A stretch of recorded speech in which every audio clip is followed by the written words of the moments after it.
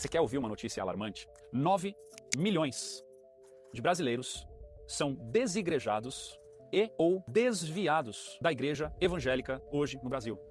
9 milhões de pessoas é o equivalente ao país inteiro da Áustria. Pense que ao mesmo passo em que nós estamos vivendo um avivamento quantitativo como nós nunca vivemos no Brasil, na igreja evangélica.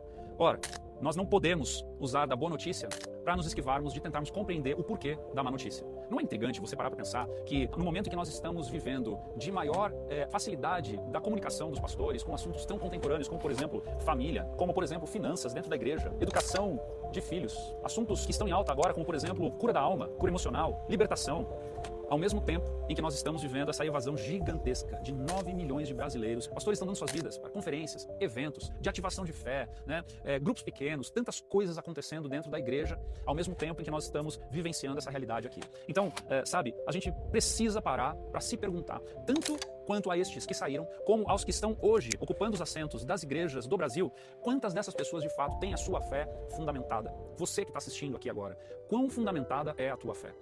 Nós vemos um conselho maravilhoso que Paulo dá a Timóteo, na segunda carta em que ele escreve a Timóteo, lá em 2 Timóteo, capítulo 3, versículo 15, onde ele diz a respeito de uma sabedoria, que não é uma sabedoria para a vida, mas é para a salvação.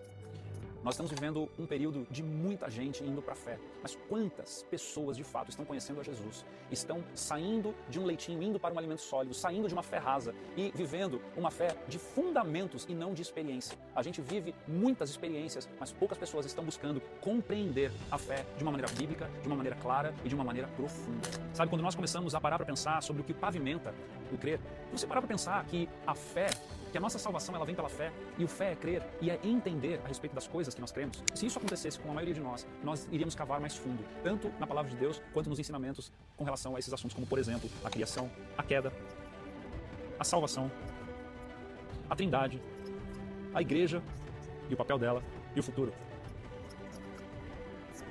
Se a gente fosse por esse caminho, a gente aprenderia de que muito do que se fala é para viver, ao passo de que a gente precisa, da mesma maneira e numa intensidade que eu até diria maior, aprendermos coisas a respeito de como nós devemos crer. Porque, sabe, eu vou te falar mais uma coisa alarmante. A gente pode ter a nossa família restaurada, a gente pode ter as nossas finanças no lugar certo, a gente pode aprender a sermos pais melhores e ainda assim, se não tivermos fundamento de fé, irmos para o inferno no final da nossa vida. E aí? Assim não dá, né? Então, que você possa refletir com profundidade e se perguntar de verdade, qual é o teu fundamento de fé? Se alguém perguntasse para você hoje, me explique a tua fé. Cite textos bíblicos. Fale de Jesus para mim. Você conseguiria? Tá aí uma boa pergunta, né? Deus te abençoe.